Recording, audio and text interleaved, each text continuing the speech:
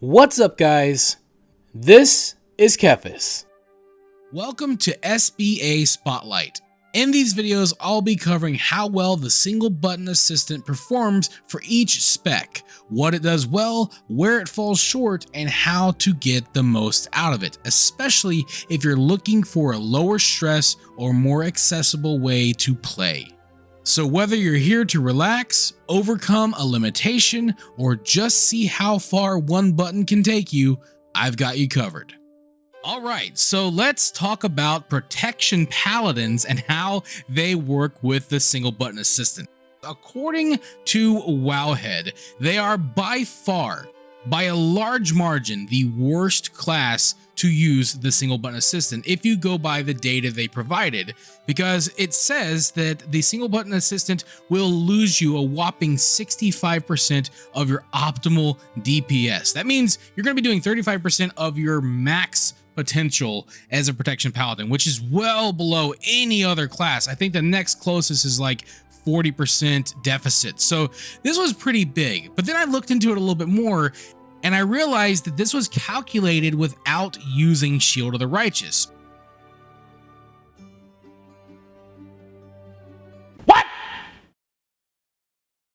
I'm assuming that when this data was collected, the single button assistant wasn't using Shield of the Righteous for protection paladins. Well, number one, now it is. So this is already out of date. Number two, it's really strange because most of the other calculations were made with the assumption that the user would be using cooldowns separately on cooldown. So you can imagine that if you're never spending your holy power, of course, it's going to be a massive deficit. So that was kind of a given, but I always start with the Wowhead data as a reference point to try and compare how the tool is working with each class and also just kind of give general context of what the tool seems to be able to do.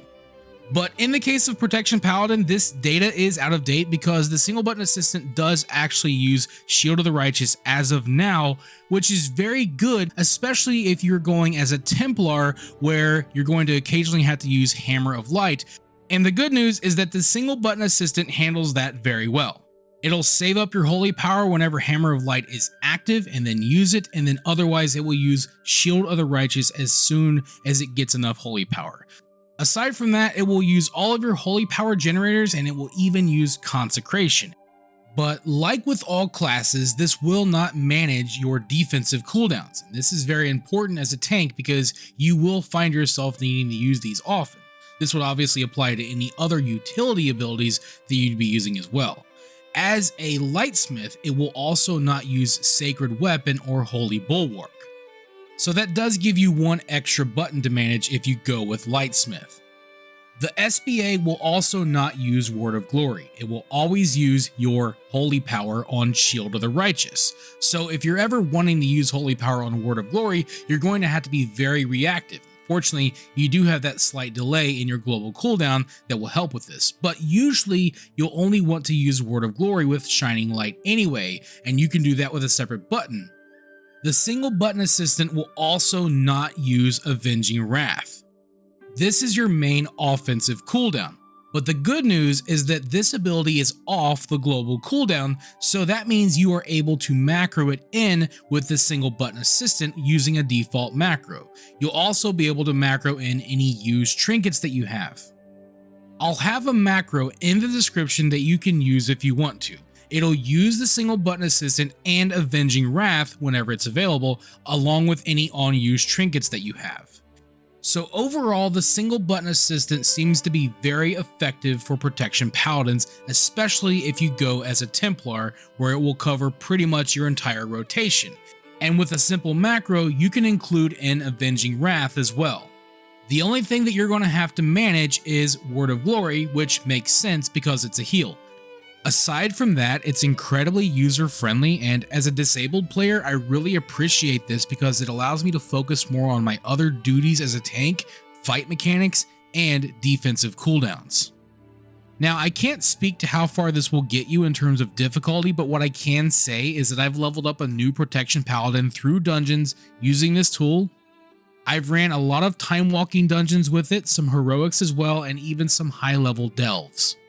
So for me, it's been incredibly useful, but that's what I've learned about it so far. And as always, I would love to hear from you.